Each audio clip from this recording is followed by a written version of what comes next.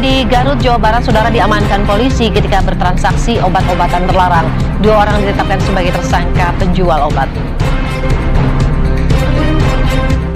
Assalamualaikum warahmatullahi wabarakatuh. Perkenalkan, nama saya Famil Luciandago, NPM 18020. Saya mahasiswa dari Fakultas Hukum Universitas Bung Hatta, kelompok KKN 23 dengan DPL Ibu Tiara Dwi Putri, SE MSc. Nah, pada video kali ini saya akan memberikan edukasi kepada khususnya pada kalangan remaja mengenai bahaya dan dampak dari narkotika serta sanksi pidana yang akan dijatuhkan bagi pengguna dari narkotika. Bahaya narkotika bagi kalangan remaja. Nah, sebelum itu saya akan menjelaskan apa itu narkotika menurut Undang-Undang Nomor 35 Tahun 2009. Sebagaimana diatur dalam pasal 1, narkotika itu adalah zat atau obat yang berasal dari tanaman ataupun bukan tanaman, baik semi sintetis maupun sintetis, yang dapat menyebabkan penurunan ataupun perubahan kesadaran, hilangnya rasa, mengurangi rasa nyeri, dan dapat menimbulkan ketergantungan yang cukup besar. Nah, di mana dapat membagi beberapa golongan menurut Undang-Undang Nomor 35 Tahun 2009 ini. Nah, sebagaimana diatur dalam pasal 6, golongan narkotika itu terbagi menjadi 3. Yang pertama, narkotika hanya digunakan untuk tujuan ilmu pengetahuan dan tidak digunakan untuk terapi, serta mempunyai potensi yang sangat tinggi untuk ketergantungannya. Artinya golongan 1 ini hanya untuk ilmu pengetahuan saja, hanya untuk ilmu pengetahuan karena mempunyai efek samping serta dampak ketergantungan yang cukup besar. Yang kedua itu adalah narkotika golongan 2. Narkotika yang berkhasiat untuk pengobatan, digunakan untuk terapi dan atau untuk ilmu pengetahuan, serta mempunyai potensi sangat tinggi untuk mengakibatkan ketergantungan.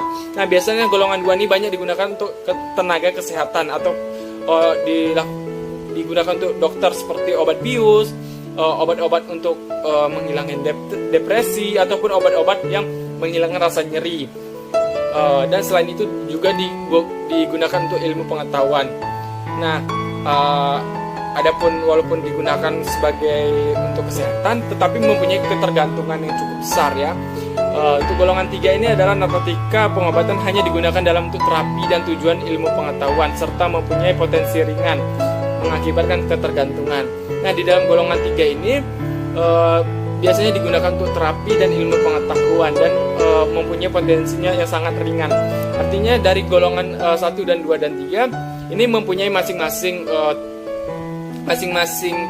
ketergantungan yang akibat dari pengkonsumsi dari narkotika tersebut. Nah, selanjutnya apakah narkotika dapat legal di Indonesia? Untuk menjawab pertanyaan ini, bahwa narkotika itu legal di Indonesia, hanya digunakan untuk tenaga kesehatan, hanya untuk digunakan oleh orang yang berwenang seperti tenaga kesehatan, sebagaimana dirujuk pasal 8 Undang-Undang Nomor 35 Tahun 2009 tentang narkotika, menjelaskan narkotika hanya digunakan untuk kepentingan pelayanan kesehatan dan atau pengembangan ilmu pengetahuan. Nah, adapun jenis-jenis narkotika yang dapat digunakan untuk tenaga medis atau di bidang medis itu, yang pertama LSD. Itu adalah untuk mengobati ketergantungan perawatan, untuk depresi, serta menghentikan rasa sakit. Nah, LSD ini banyak digunakan oleh bidang kesehatan seperti dokter itu untuk sebagai perawatan orang depresi, banyak digunakan oleh dokter psikolog untuk pasien yang mempunyai gangguan depresi tersebut. Nah, yang kedua itulah amur psychedelic, yaitu adalah mengobati rasa sakit kepala, closure, dan OCD.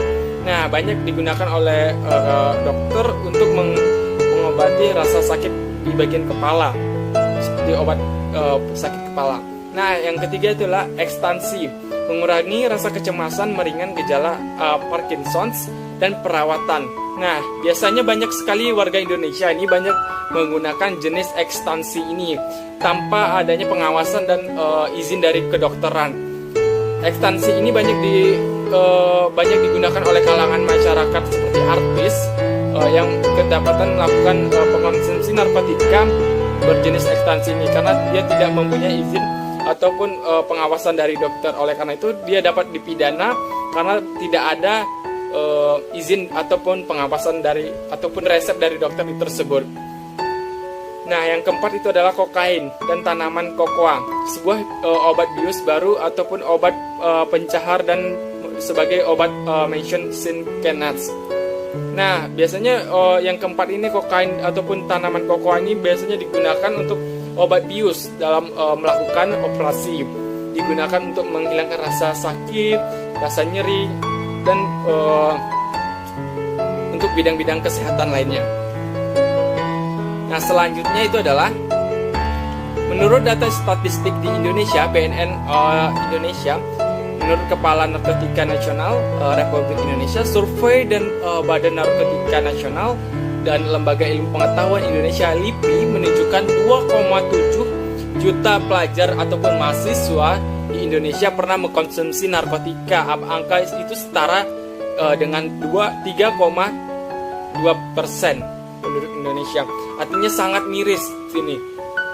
Cukup tinggi angka pengguna narkotika bagi kalangan remaja ataupun kalangan mahasiswa. Nah, menurut data skala global, penggunaan narkotika di kalangan remaja ini juga menjadi persoalan di skala global ataupun internasional, di mana World Drugs Reports 2018, The United Nations of Office on Drugs and Crime atau UNODC menemukan 5,6% penduduk dunia ataupun 275 juta orang dalam rentang usia 15 sampai 64 tahun pernah mengkonsumsi narkoba minimal sekali. Angka ini cukup tinggi di kalangan internasional ya.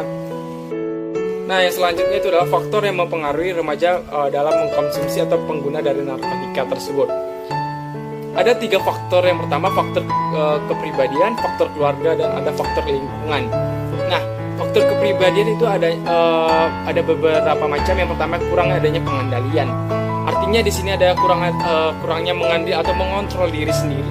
Akibat emosional, tidak bisa mengontrol emosinya, sehingga anak atau remaja ini bisa terjerumus dalam mengkonsumsi narkotika. Yang kedua adalah tidak dapat mengendalikan emosional. Hampir sama seperti yang pengendalian tadi adalah tidak bisa mengontrol diri, sehingga anak-anak ini rasa ingin mencoba ataupun rasa ingin tahu terhadap narkotika ini cukup besar.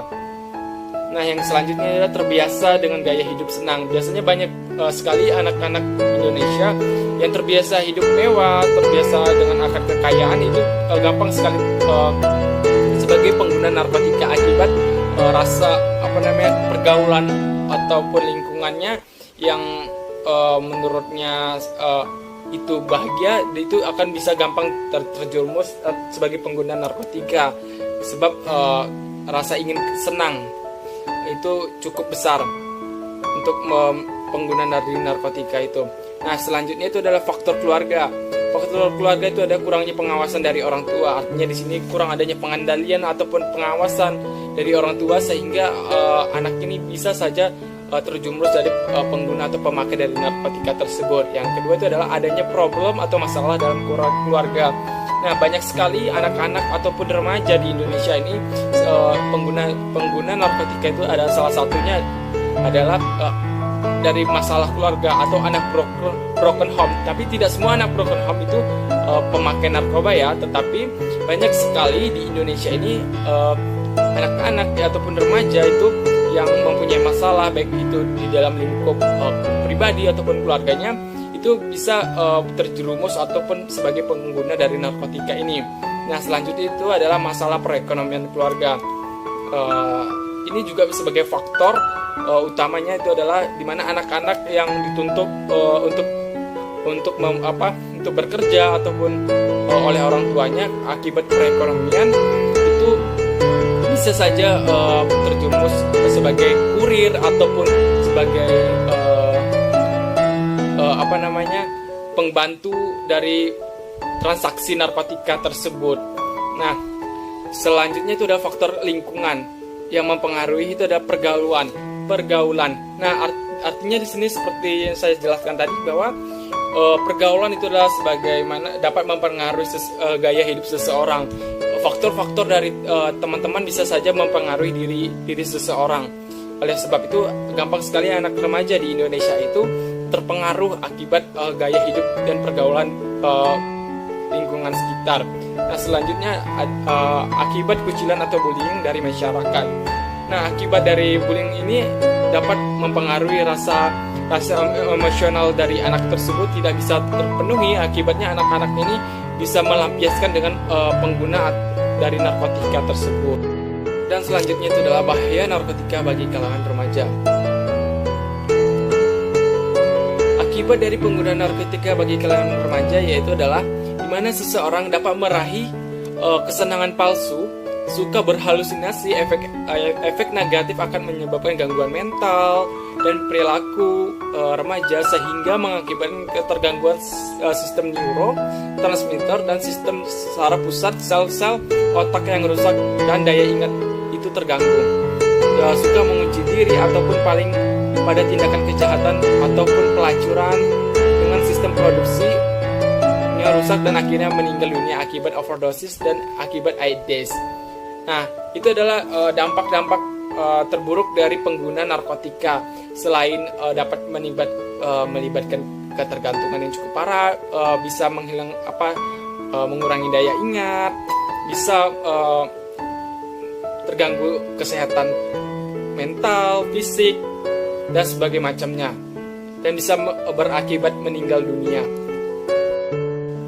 Yang selanjutnya itu adalah bagaimana penerapan sistem hukum di Indonesia bagi penyalahan guna narkotika bagi remaja.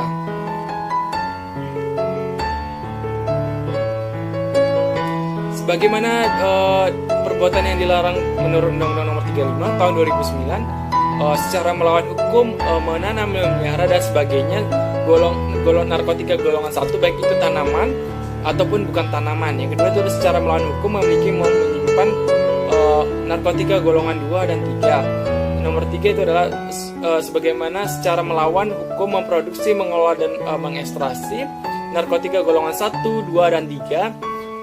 Keempat adalah secara melawan hukum membawa, mengirim ataupun mengangkut golongan 1, 2 dan 3. Yang kelima secara melawan hukum mengimpor, mengekspor dan menawarkan untuk dijual kepada seseorang. Yang keenam dalam percobaan atau permufakatan kejahatan untuk melakukan tindak pidana seperti yang telah disebutkan huruf A sampai F sebagaimana diatur dalam Undang-Undang Nomor 3 tahun 2009. Yang ketujuh adalah penggunaan narkotika terhadap orang lain. Yang kedelapan adalah penggunaan narkotika bagi dirinya sendiri. Nah, apakah anak yang menggunakan narkotika dapat dipidana? Tentu jawabannya dapat dipidana. Penggunaan hukum pidana sebagai secara penanggulangan kejahatan dilakukan anak dapat menempatkan anak sebagai pelaku kejahatan, menimbulkan dampak negatif yang sangat kompleks, tetapi di sisi lain penggunaan hukum pidana sebagaimana sarana penanggulangan kejahatan anak justru dianggap sebagai pilihan yang rasional dan legal untuk pengalihan proses justicial menuju proses non-judicial dalam penanggulangan penyalahgunaan narkotika oleh anak. Pada dasarnya merupakan upaya untuk menyelesaikan penyalahgunaan narkotika yang dilakukan oleh anak keluar jalur peradilan pidana atau dilakukan dengan diversi, dan hakim yang dalam menangani kasus anak tersebut harus menggunakan asas restoratif justice.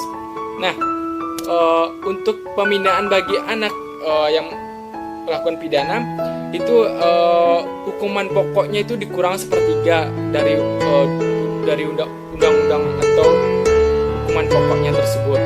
Jadi bagi anak yang berhadapan dengan hukum, bagi anak yang terlibat terhadap narkotika ini dapat dipidana sebagaimana diatur dalam Undang-Undang Nomor 35 tahun 2009 itu dapat dipidana. Dan anak yang berhadapan dengan hukum itu hakim harus dilakukan secara diversi dan restoratif justice. Nah, contoh kasus anak yang terlibat narkotika. 4 anak di bawah umur dibekuk oleh Satuan Reses atau Satres Narkotika Polres Denpasar Bali karena menjadi kurir narkotika jenis sabu-sabu dan ekstansi. Keempat anak tersebut adalah AB umur 16 tahun, DB 13 tahun, LK 14 tahun, dan SJ umur 16 tahun. Menurut keterangan ketersangka barang tersebut adalah pemilik dari hasil pengembangan. Mereka dikendalikan oleh seseorang yang kerap dipanggil dengan dog lord atau penyuruh, atau yang bisa disebut dengan orang yang menyuruh sebagai kurir itu tersebut. Mereka menerima narkotika sudah dibungkus dan tinggal menunggu perintah untuk ditempelkan di lokasi dan ditemukan dalam aksinya. Anak-anak diupah hanya 100.000 sekali tempel dan dijanjikan bonus dengan memakai sabu. Nah, dalam kasus ini diancam pidana sebagaimana diatur dalam pasal 112 ayat 2 Undang-Undang Republik Indonesia Nomor 35 Tahun 2009 tentang narkotika. Ancaman hukum pidana minimal 5 tahun dengan maksimal 20 tahun dan denda 800 juta hingga 8 miliar.